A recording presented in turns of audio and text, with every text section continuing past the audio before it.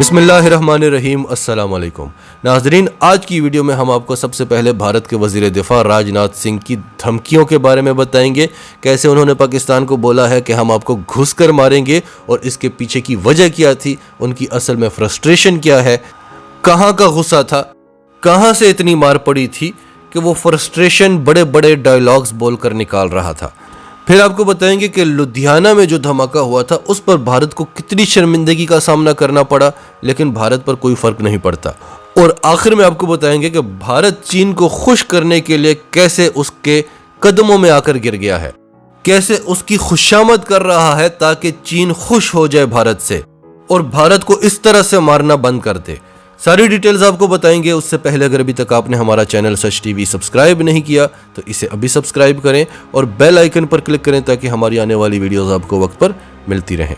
भारतीय अखबार Republic world की खबर है, defence minister Rajnath Singh warns Pakistan, India will cross border and attack if provoked.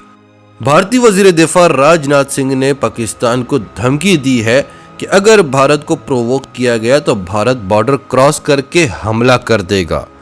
Times of India कहता है, Rajnath Singh asks Pakistan why it wants to destabilise and divide India. उन्होंने कहा कि I want to ask our neighbouring country as to why they want to destabilise divide our country, कि मैं पाकिस्तान से पूछना चाहता हूं कि आप क्यों हमें डिस्टेबलाइज करना चाहते हैं, क्यों हमारे मुल्क के टुकड़े करना चाहते हैं। उन्होंने कहा कि पाकिस्तान पहले भी ये सब कुछ करता रहा, लेकिन पहले कभी भारत ने सर्जिकल स्ट्राइक्स नहीं की थी। भारत का हक है कि वो दहशतगर्दों के खिलाफ कार्रवाइयां करे, भले उसे सरहद पार करनी पड़े। उन्होंने कहा कि पाकिस्तान का बनना तारीख की सबसे बड़ी गलती थी। पाकिस्तान मजहब के नाम पर बना था लेकिन उस पर कायम नहीं रह सका। 1971 में हमने पाकिस्तान को शिकस्त दी थी। तब से लेकर अब तक पाकिस्तान कंटिन्यूसली हमारे साथ प्रॉक्सी जंग लड़ रहा है, हमें डिस्टेबल करना चाहता है, हमारे मुल्क में दहशतगर्दी फैलाकर हमारे मुल्क के टुकड़े टुकड़े करना चाहता है। आपके लीडर सरेआम मुसलमानों के कत्लेआम की बातें कर रहे हैं। आपके लीडर हिंदुओं से कह रहे हैं कि आपको मुसलमानों के खिलाफ हथियार उठाने पड़ेंगे, आपको मुसलमानों का खात्मा करना पड़ेगा। क्या माओ बागियों को भी पाकिस्तान प्रमोट कर रहा है? क्या नागालैंड वालों को भी पाकिस्तान प्रमोट कर रहा है? सिख आपसे अलग मुल्क चाहते हैं, वो खालिस्तान बनाना चाहते हैं, वो आधे भारत पर क्लेम करते हैं।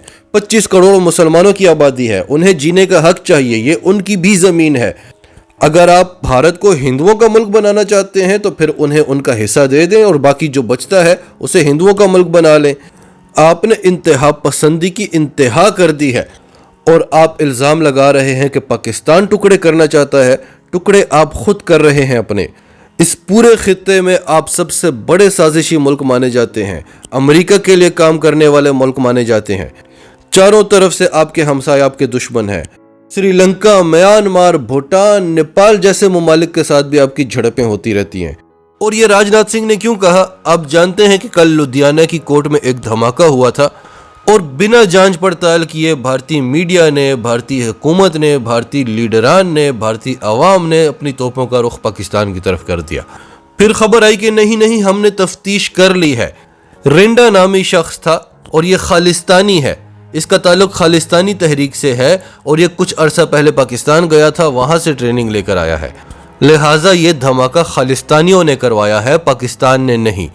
माफ़ी नहीं मांगी पाकिस्तान से और ना इनको शर्म आई। और फिर आखिर में जो रिपोर्ट आई, हिंदुस्तान टाइम्स की खबर है, Ludhiana blast victim identified, former cop Gangadeep Singh who had links to drugs network.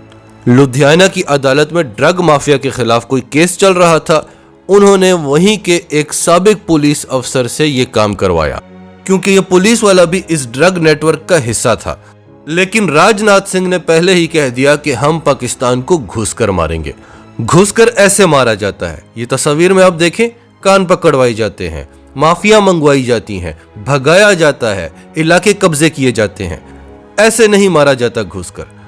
इसको गलती से घुसकर मार खाना कहते हैं और वो गलती भी हमारे जैमर्स की वजह से हुई थी, वरना अभिनंदन की इतनी मजाल नहीं थी कि वो बॉर्डर क्रॉस करता, उसका कम्युनिकेशन सिस्टम जैम हो गया था। तो आ जाए एक बार फिर, इस बार आपको चाय नहीं काफी पिलाएंगे। ये सब असल में भारत की फ्रस्ट्रेशन है, पूरी दुनिया भारत पर उंगलियां उठा रही है। एक तो वहां पर इंतहा पसंदी, एक तो वहां पर दहशतगर्दी, ऊपर से चीन जो भारत के साथ कर रहा है। भारत दुनिया को आंखें दिखाने के लायक नहीं है। भारत सब कुछ छुपाता है, फिर अमेरिका से एक रिपोर्ट पब्लिश हो जाती है कि चीन तो भारत के साथ ये कर रहा है। तो ये बड़े बड़े डायलॉग्स मार के इनके दिल को थोड़ी सी तसल्ली मिल जाती है। चीन के खिलाफ अब तक भारत ने क्या किया? भारत अपनी आवाम को क्या जवाब देता है कि हमने चीन की फलां ऐप बंद कर दी है, हमने चीन के साथ फलां ट्रेड ख़त्म कर दी है, क्योंकि हम दुनिया की सबसे बड़ी मंडी हैं, हम आलमी मंडी हैं। जिस मुल्क का माल भारत में नहीं बिकता उसको माशी नुकसान उठाना पड़ता है, और चीन का माल यहाँ पर बिकना हम बंद कर रहे हैं। ये बदला ले रहा है भारत, अपनी आवाम से कहता है। लेकिन हकीकत क्या है? खबर सुनिए, भारतीय अखबार है the economic times. 2021 A year of record trade amid frozen India-China ties over Ladakh chill। अवाम से तो ये कह रहे हैं, लेकिन असलियत क्या है कि चीन और भारत के दरमियान होने वाली ट्रेड का 100 अरब डॉलर्स का रिकॉर्ड टूट गया है। आज तक भारत और चीन के दरमियान ट्रेड 87 अरब डॉलर से ऊपर नहीं जा सकी। 2001 में ये ट्रेड सिर्फ और सिर्फ 1.83 अरब डॉलर थी, यानी 2 अरब डॉलर भी नहीं थी। आज ये ट्रेड 114 अरब डॉलर्स की है। और ये क्यों है? ताकि चीन को एहसास हो कि भारत तो हमारा बहुत बड़ा ग्राहक है, इसे खोना नहीं चाहिए, इसके फौजियों को इस तरह से नहीं मारना चाहिए। देखें ना जी, हम आपका माल खरीदते हैं, हम आपका माल अपनी मंडियों में बिकवाते हैं। 114 अरब डॉलर्स, अगर हमारे साथ जंग हो जाएगी तो कितना नुकसान होगा आपको?